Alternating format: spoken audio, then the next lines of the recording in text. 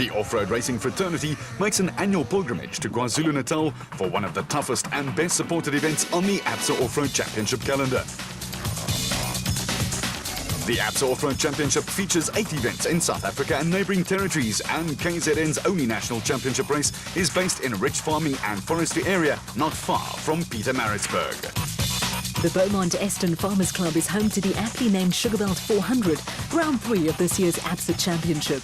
Organised by the Eston and Middellover Farmers Association and the Natal Off-Road Motor Club, the race was voted the event of the year in 2009, and this time around had a new look about it, with Atlas Copco joining Donaldson Filtration Systems, Ford and Toyota as partners with ABSA in a championship that is a jewel in South Africa's motorsport crown. Glorious autumn weather with not a cloud in the sky greeted teams as they arrived at the Beaumont Eston Farmers Club, where the pit area was the usual hive of pre-race activity. Teams were setting out their stalls for what promised to be a busy weekend, with technical crews going through the last-minute preparations for the Donaldson prologue that would determine race start positions. The Sugarbelt 400 was left without a sponsor when Nissan withdrew from South African motorsport at the end of 2009. Atlas Copco has supported one of the strongest privateer teams in the ABSA Championship and took its involvement in South African off-road racing to a new level by stepping into the breach to sponsor the Sugarbelt 400. Atlas Copco is a broad-based engineering group. We bring world-leading products to market in 3 principal areas. The first is our Atlas Copco compressors and generators. The second is the mining equipment for underground and surface mining, road construction, construction tools. And thirdly, the Atlas Copco business area of power tools and assembly systems, which has a specific link, of course, to the motor vehicle industry.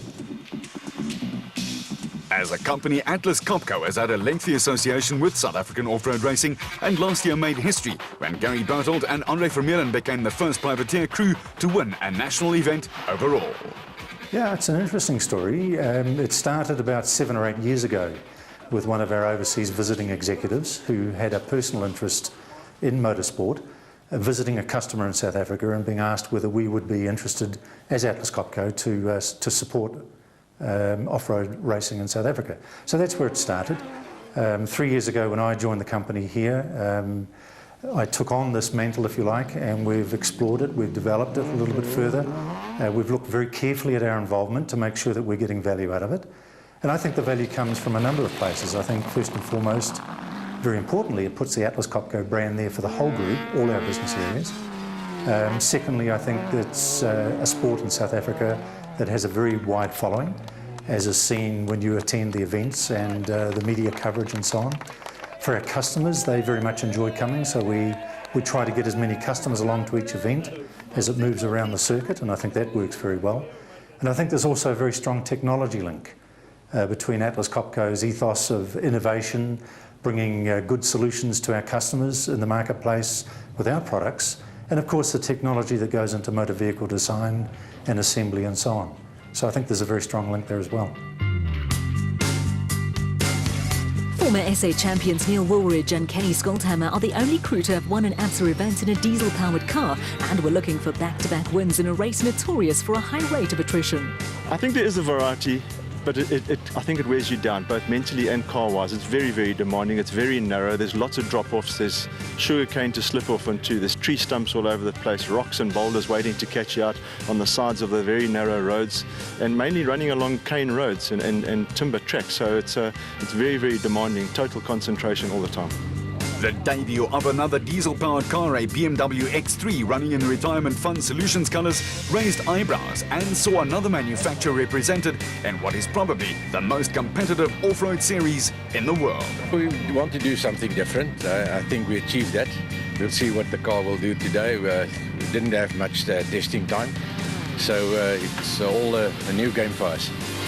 A South African off-road legend lives just up the road from Eston, with Alfie Cox making a rare ABSA Championship appearance in the PS Laser Nissan Navara that was built specifically for the Dakar Rally. I'm a little bit rusty. I suppose I haven't ridden since the Dakar. It'll take me a little bit time to get in, but you know, I've raced motorcycles here at Sugarbelt, cars here. I've had good events, and it's my hometown, so I'm not really feeling the pressure, but we want to do well. I mean, we've got a lot of fans coming out here, a lot of friends, and that's what it's all about. Going into the Atlas Copco Sugarbelt 400, former champions Hannes Grobler and Henny ter Steege led the production vehicle category from Adenko 400 winners Chris Visser and Jaapie Baardenhorst, and Toyota Dealer 400 winners Neil Woolridge and Kenny Scholthammer. The top 5 seeded drivers draw start positions for the Donaldson prologue to determine grid positions for the race. All the drivers hope to avoid the dreaded number 1 slot on the road, where acting as pathfinders is a major disadvantage. Championship leader Hannes Grobler and Anthony Taylor were all smiles after drawing the number 3 and number 2 slots. And ironically, it was Atlas Copco star Gary Bertholdt who found himself at the head of the field. The Atlas Copco Sugarbelt 400 was run over east and west course loops, with a 100-kilometre east loop also doubling up as the Donaldson prologue. This section saw crews headed south toward Ismont before doubling back to Eston via Ngquzuka, and was made up mainly of sugarcane fields, with conditions expected to be dry and rather dusty.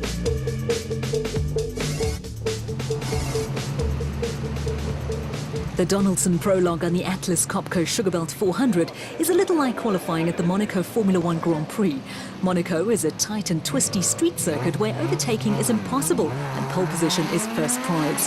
The Sugarbelt 400 is a tight and twisty off-road race, and the dust and narrow tracks make overtaking more than a little difficult. As at Monaco, being first on the road is a major advantage, and some ding-dong battles were expected in what is essentially a time trial with high stakes.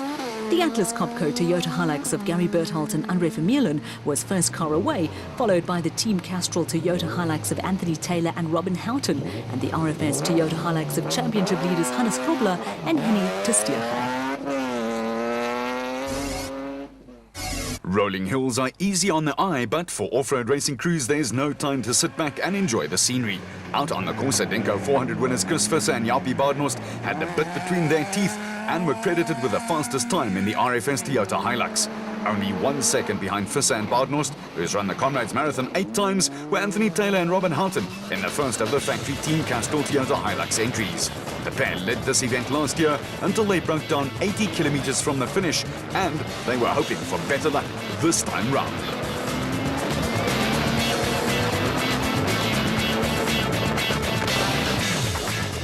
The second Team Castrol Toyota Hilux in the hands of reigning South African Drivers' Champion Duncan Force and Robbie Howie was only 9 seconds behind teammates Taylor and Houghton.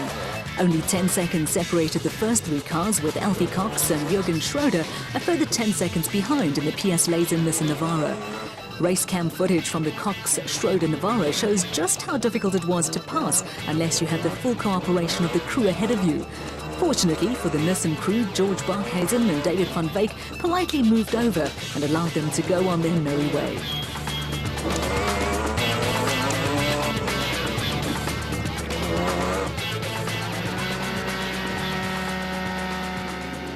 A microlight aircraft offers a bird's-eye view of proceedings, while down on terra firma, Neil Woolridge and Kenny Scholthammer made sure of 5th place in the factory Ford Racing Ranger TDCI, with the pair finishing 16 seconds ahead of the Atlas Copco Toyota Hilux of Gary Bertholdt and Andre Vermeulen. A faulty odometer hampered Bertholdt and Vermeulen, with the Atlas Copco car finishing 1 minute and 47 seconds behind the leaders. Next up was the Red Star Raceway Toyota Hilux in the hands of former Eastern Transvaal rugby star Ramon Besaidnout and wife Marette, with the Regent Racing Nissan Navara of brothers-in-law Mike Whitehouse and Matthew Carlson a further 45 seconds adrift.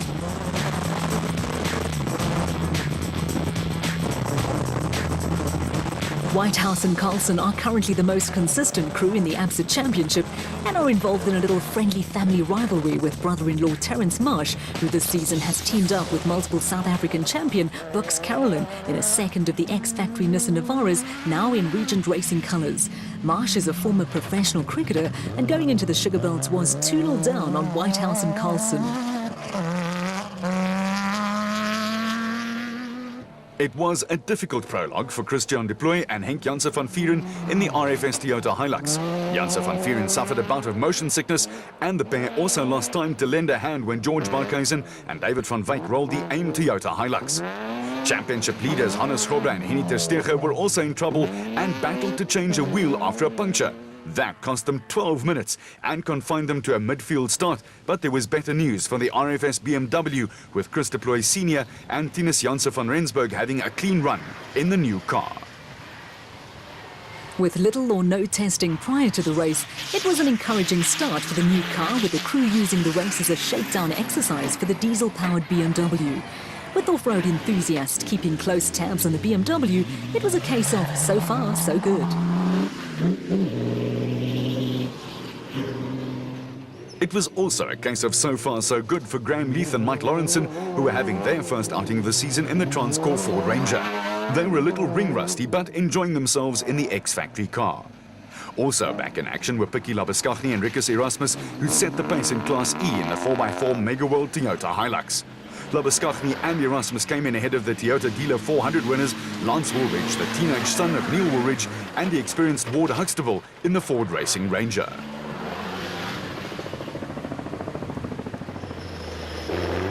The third fastest time in Class E went to rookies Johan de Lange and Gert Usch, and there was the growing prospect of an intriguing battle developing in the race between Ford, Nissan and Toyota entries. On the Class D front, reigning champions Dierwald van Breda and Johan de Toy were out on their own, with the new Northam Toyota Hilux having its first outing, with the category this season running under new regulations. With the Donaldson prologue done and dusted, it was time for post-mortems, while technical crews worked to restore cars to full health for the race itself. For Anthony Taylor, the prologue was a case of an opportunity missed to start first on the road. My biggest problem was I couldn't see quite through all the dust that was ahead of me, because about 40 k's from the end I had about 30 seconds on Chris Visser, and then I got stuck behind Gary Berthold in his dust. So that's really what cost me my time, because from there on I just sort of had to go at a reasonable pace, sort of his pace, and that's what allowed Chris to catch up to us. But yeah, it's still a good result. I think there's going to be quite a lot of pressure in the morning. On Chris's side, not so much from, I'm going to be applying the pressure. So yeah, let's hope we can get past fairly early and bring it home with a nice victory. Alfie Cox was in a cheerful mood, but for Chris Visser and Jaapie Badenhorst, there was plenty of time for thinking about the severe pressure they would come under at the start of the race. A satisfied Visser knew better than anyone the value of starting first on the road. Yeah, I must say it's we really try to be in front, try to push it today to be in front tomorrow, because I think the dust is going to be very horrible tomorrow. History was made on the Toyota Dealer 400 when Johan van Staden and James Rousseau became the first Class B crew to win an ABSA national race overall. It was a win that took Pretoria-based van Staden and Rousseau right to the top of the championship standings, and it also earned them a place in the Atlas Copco team. That's a tough one. Last year we came second. Not an easy one. It's very slippery, very fast, and then 3 loops put you on a sort of idea that you almost finished, but there's another loop to go when you come back for the second time. So, but it's a tough event. Teams in the ABSA Championship drop one score at the end of the season.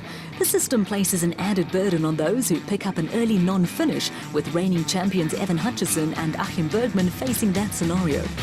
Unfortunately, we have got a bit of pressure, you know. After the last event of having, I would call it a spectacular outing. You know, we had a beautiful time trial, got into the lead, leading overall with a nice strong gap and an alternator failure, which we've obviously worked tirelessly to try and sort out, and we hope we have.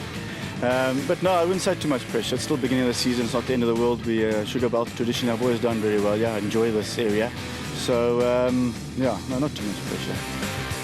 A confident approach from the Motorrad team, but Hutchison has the track record to back up that kind of talk, and belief in your own ability is a priceless asset for any sportsman. For the first time in the history of the ABSA Off-Road Championship, a Class P crew led the overall standings, with Johan van Staden and James Rousseau holding a 14-point advantage over Shamir Variawa and Siegfried Rousseau. As is the case in the production vehicle category, the top 5 seeds in the special vehicles also draw for start positions on the Donaldson prologue. Once again, first on the road is to be avoided at all costs, but for the second time in 2 races, the Popo-based Naheem Wasaji found himself drawing the short end of the stick.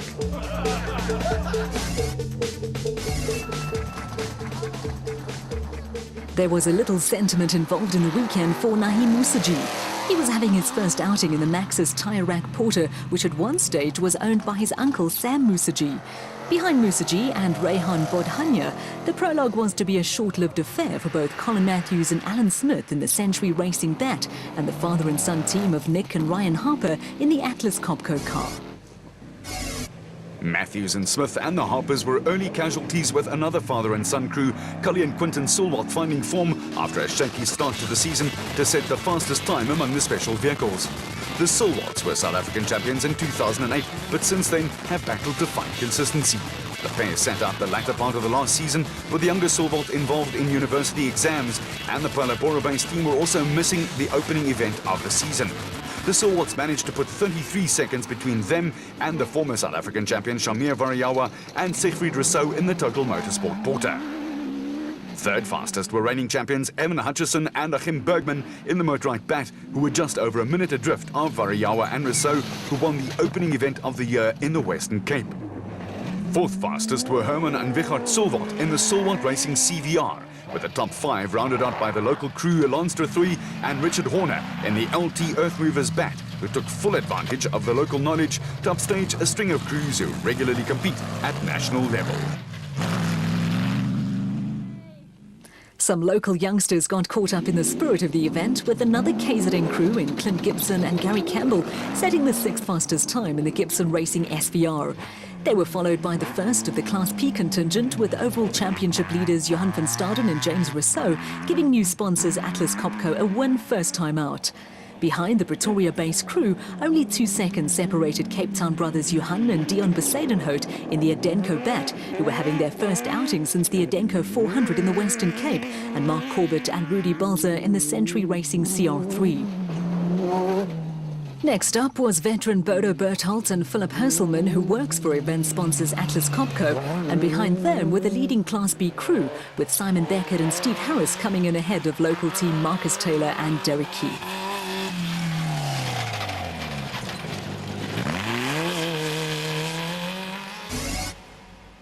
Back at Race HQ, Karl-Heinz Sulwalt was full of smiles after a workmanlike performance out on the road. Yeah, but we're happy. We're glad to be here. We had a good, clean run. Nothing fancy. We didn't get lost. Navigator was excellent. So we're glad to be here, yeah. Over in the Total Motorsport camp, Shamir Variawa was already mulling over tactical options for the race. The car went fine, no problems. I think tomorrow we'll just try and keep our pace and try and follow Cully, who's in front of us, and see what happens. And after the last loop, we'll try and make a plan and to push time or gain position.